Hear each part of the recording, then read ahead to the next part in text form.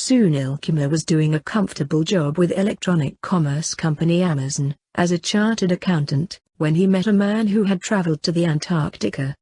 At the risk of running into an exaggeration, that encounter changed his life, or at least, altered it considerably. In 2011, the 27-year-old from Hyderabad participated in Jagriti Yatra, a 15-day-long, national train journey through India, to understand remote towns and villages through enterprise, where he met someone who had traveled to the 90th degree of the Earth. "I couldn't believe it," said Sunil. Till then he believed that only chosen ones could travel to Antarctica, one of the harshest places on the planet. Following that conversation, Sunil took a leap at the chance and applied to the International Antarctica Expedition, and to his surprise he was selected. "I didn't tell anyone for 4 days and kept reading and rereading my application to understand why they chose me. On some level, I still don't know why?" he said. But, Sunil does have any idea why he was selected. He used to work as a chartered accountant, and at least 9% of the board of directors of companies listed on the Indian Stock Exchange are from his fraternity. Can you imagine the amount of influence they can yield in a board meeting? If chartered accountants are equipped with the advantageous benefits of investing in sustainable and renewable energy, then they can carry that belief into the boardroom. It doesn't take long, and it is certainly not difficult to gauge Sunil's passion. He truly believes renewable energy is the way forward to maintain the longevity of this planet. Before he made his first journey to the North and South Pole, Sunil was in two minds about climate change, like most people are, he says. Of course, he is a believer now.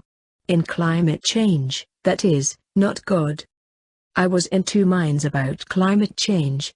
But when I went there, I witnessed it firsthand. I saw the Larsen and Bichel's iceberg, which is bigger than the size of Hyderabad, and it has split because of global warming. All my preconceived notions about climate change were shattered. It was a wake-up call for me, he said. There was one night on the 10-day expedition where they had the option of camping right under the stars. Sunil opted for it, which entailed sleeping without a tent, just inside a sleeping bag on bare ice.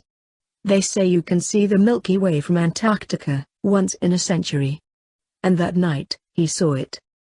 I can't even begin to explain the experience in words.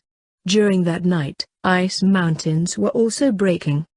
In that moment I realized that I am just a tiny speck on this magnanimous earth. If Mother Nature wanted to, she could have killed me that night. But she didn't. Mother Nature is so humble despite being so powerful, and we specks are so arrogant and think we can overpower nature, said Sunil. He shared his epiphany with the expedition's leader, Robert Swan, who announced at the end of the trip that Sunil will be joining him for the 2018 expedition. India can't be ignored in the world, given its growth rate and huge young population. Sunil said he realized his purpose in that expedition to bring individuals at the center of altering climate change by altering their perceptions.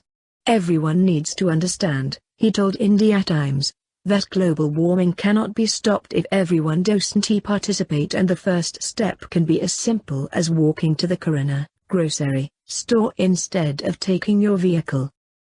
The former chartered accountant told us what his expedition leader, Robert Swan, told him. Right now the biggest threat to our planet is the belief that someone else will save it. Sunil, along with leader Robert, and 10 others will embark on the world's first Green South Pole expedition for a better planet in January 2018. Though the expedition is being funded by organizations around the world, Sunil has quit his job to give his full attention to raising funds, as 90 lakhs, to get him there. Sunil will fly from Hyderabad to Dubai to Peru and then take a flight to the 89th degree, from where they will start their expedition to the 90th degree. That is, the South Pole.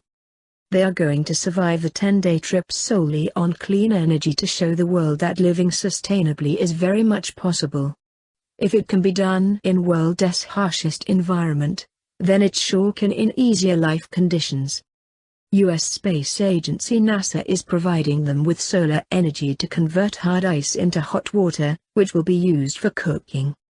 Siemens is giving them wind power apparatus, which the team will use to propel their bodies forward. And Shell is providing them with biofuel to power satellites that will make communication with the outside world possible. Some of the dangers he and the team might encounter during the trip are: 1. Antarctica isn't really the place for weekend trips. It's a place where scientists live for research.